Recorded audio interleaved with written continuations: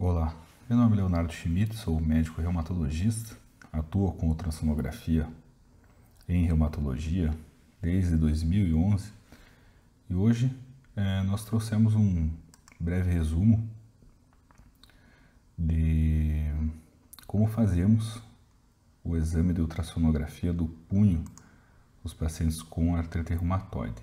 Lembrando que essa articulação de punho é um sítio muito comum de acometimento sinovial inflamatório nos pacientes com artrite reumatoide e também em outras doenças inflamatórias reumáticas. Bem, primeiramente, o posicionamento do paciente é algo muito importante, algo fundamental, que você mantenha a posição desse punho de forma neutra, sem uma flexão, uma extensão excessiva. Então, o punho do paciente deve ficar em posição neutra. Para isso, existem duas maneiras de ser feito o exame. Uma delas seria colocar um travesseiro no colo do paciente, com o paciente sentado sobre a maca, de forma que o punho fique em posição neutra durante a realização do exame. Outra maneira, em ambientes maiores, em salas maiores de exame, é o paciente sentar do outro lado da maca de exame, colocando as mãos sobre a maca, e o examinador e o equipamento de ultrassom ficariam do outro lado. Então, essas duas formas podem ser realizado o exame de avaliação do punho dos pacientes. Bem, primeiramente fazemos um corte então longitudinal, fazendo uma varredura nesse corte, no sentido radial para ulnar e vice-versa. Ao meu ver, essa é uma das principais imagens da avaliação do punho do paciente com artrite reumatoide.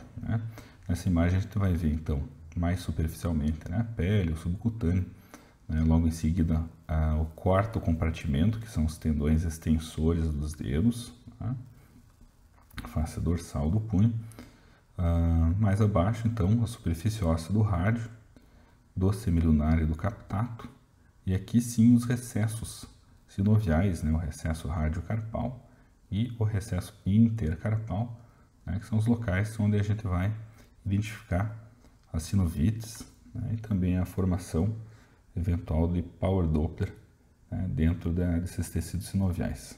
Então essa é uma imagem muito importante nesse corte longitudinal dos recessos radiocarpal e intercarpal. Fazemos também corte transversal para avaliar tanto os grupamentos tendíneos dorsais, do primeiro até o sexto compartimento tendíneo na face dorsal, do ponto de vista de plano transversal, então avaliando todos esses tendões, e também aqui fazendo uma varredura, no sentido proximal para distal, avaliando também aqueles mesmos recessos, o radiocarpal e o intercarpal, avaliando do ponto de vista transversal. É sempre importante fazer a avaliação bidimensional desses pacientes com artrite reumatoide, identificando corretamente, tanto longitudinal quanto transversalmente, esses recessos sinoviais. Um outro corte muito importante de ser feito na avaliação do punho dos pacientes com artrite reumatoide é essa avaliação da região ulnar do carpo. Nessa região a gente vai avaliar principalmente o tendão extensor ulnar do carpo, que é um local muito comum de formação das tenossinovites. Então esse tendão é um sítio comum de formação de tenossinovite nos pacientes com artrite reumatoide. Inclusive isso é fator preditor, muitas vezes, de formação de erosão óssea precoce, de artrite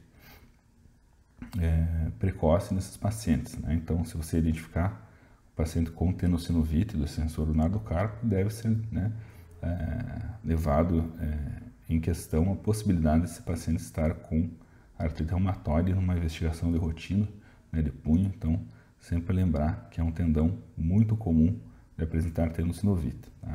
E aqui a gente também faz um corte transversal e o corte longitudinal, avaliando toda a extensão desse tendão extensor ulnar do carpo.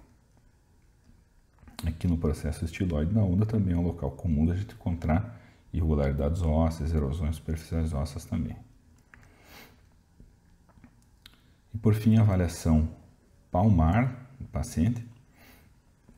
Então aqui a gente também vai avaliar aqueles mesmos recessos, só que do ponto de vista palmar, né? A região de recesso radiocarpal e intercarpal, né? Entre o rádio semilunar, entre o semilunar e o captato. Né? Nessa imagem a gente também consegue avaliar o nervo mediano do ponto de vista longitudinal, tá? O retináculo flexor, né? Os tendões flexores, né? Superficiais e profundos dos dedos, né? E os recessos sinoviais propriamente ditos, que aqui também podem apresentar processo inflamatório com positividade ou não ao Power Doppler, né? Esse é um corte longitudinal. Fazemos também um corte transversal dessa região palmar do paciente, né? No qual a gente consegue inclusive aferir, né, a área de secção transversal do nervo mediano, muito importante na avaliação da síndrome do túnel do carpo. Tá?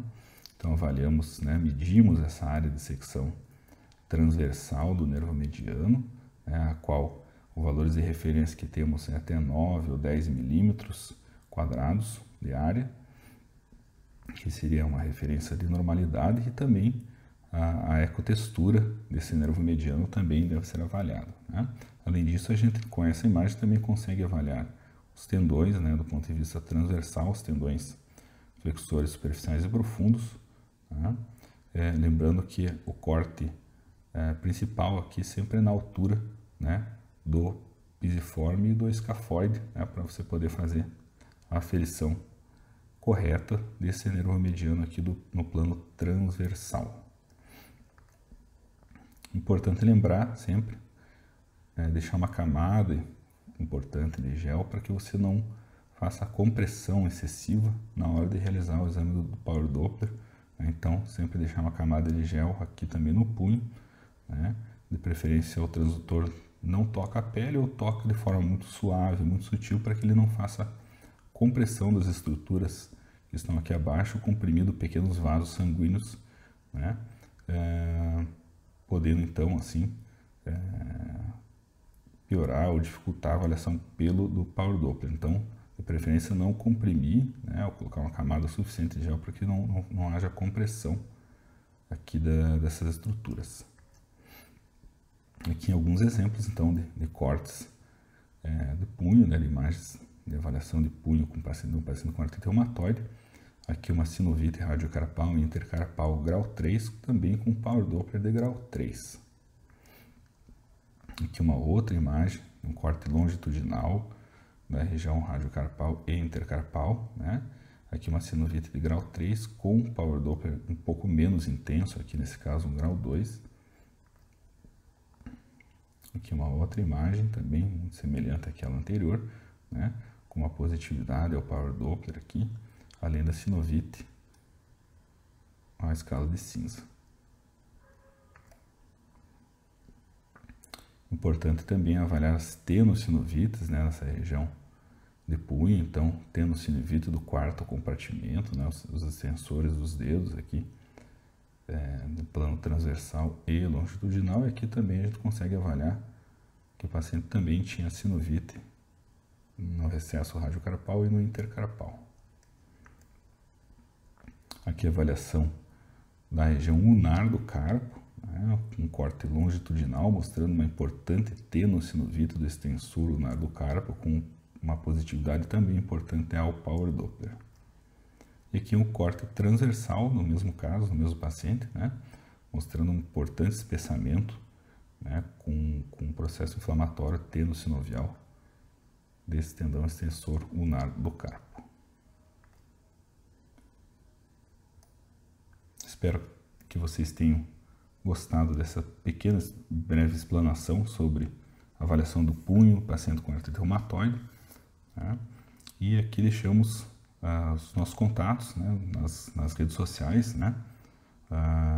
Tanto o Facebook quanto o Instagram. Se você digitar lá ultrassom reumato, você vai conseguir nos localizar, nos achar.